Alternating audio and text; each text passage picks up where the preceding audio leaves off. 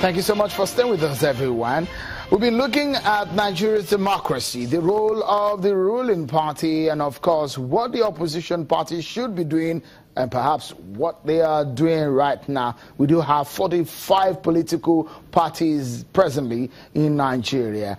And when the PDP got the Supreme Court judgment on a few days ago, some people say, well, opposition party has just woken up because the main opposition party, as they say, is back on its feet. Well, really, does it mean that PDP is the only party in Nigeria, or what exactly is happening with the opposition party in Nigeria? Well, we've heard from Chief Olabode George, a member of the PDP Board of Trustees, and Ayo Yalowo, former Deputy Director of the APC presidential campaign, and also now joining us is the presidential candidate of the National Conscience Party in 2015 election. Mr. Martins Onovo joins us on the program. Many thanks for coming on the program. Thank you very much. Is opposition party or opposition parties, are they alive? Clearly, very clearly. At least the National Conscience Party is more alive than the ruling party. Now, last year in Akure, we had our national convention. The ruling party has not had its national convention. So what index will you use to claim that the ruling party is alive and the opposition is not alive? It depends. What is the role of opposition? The role of opposition is to present alternative policy positions and also alternative candidates for elections. That is the role of opposition. We have done that clearly. We have said what is wrong with the APC government. We have said what they should have done right. That is our role, and we have played that excellently. If people are expecting us to become a criminal gang and shoot opponents on the street, that's not politics. That's not opposition politics. Opposition politics is moral and intellectual. Do you see the PDP as the main or the major opposition party? Well, you see, these definitions have been distorted and perverted. It may make sense to look at maybe the National Assembly and number of gubernatorial positions and say, based on that, the PDP is the leading opposition party. But when you consider that the PDP and the APC remain one and the same group of the corrupt political elite that has ruined the country, then it becomes very clear that that perspective may be questionable. But if you simply look at how many governorship positions does APC have, how many does PDP have? Okay, PDP is the main opposition. If that is your logic, if you look at the Supreme Court judgment, after that judgment, a lot of people say, well, thank goodness, members of the PDP came out to say, well, democracy just found its breath and it's alive. What do you make of the judgment of the PDP? Some people were saying that, well, the PDP, a party that couldn't resolve its own crisis until the Supreme Court helped them. Before we talk about that judgment, I want to make two things very clear. The pillars of democracy universally are the rule of law and the integrity of the ballot.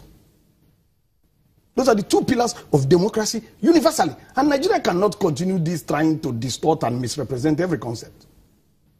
Because that's part of our challenges. Simple things, we overcomplicate them. The pillars of democracy are the rule of law and the integrity of the ballot.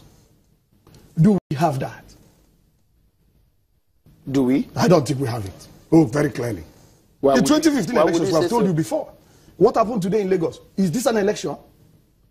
The NCP was excluded. The Electoral Act is very clear. You cannot exclude political parties.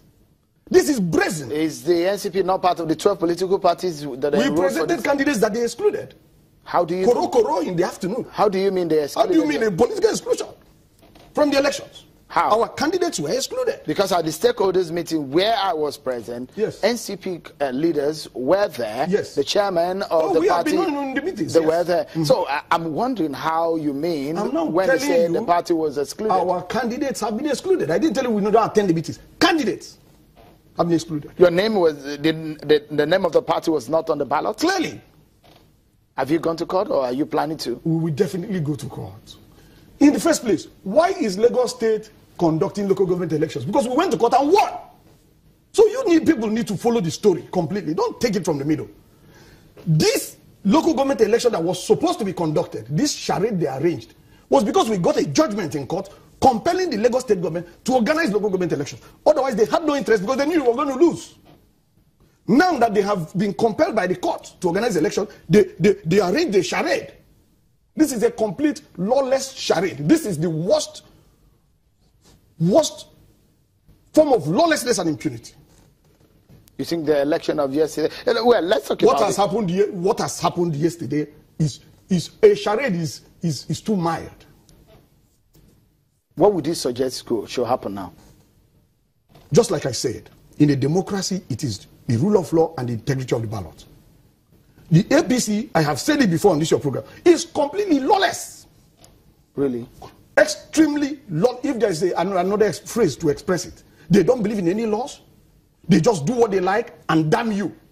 What are your examples? Very good. I just gave you this one. We compelled this election through court.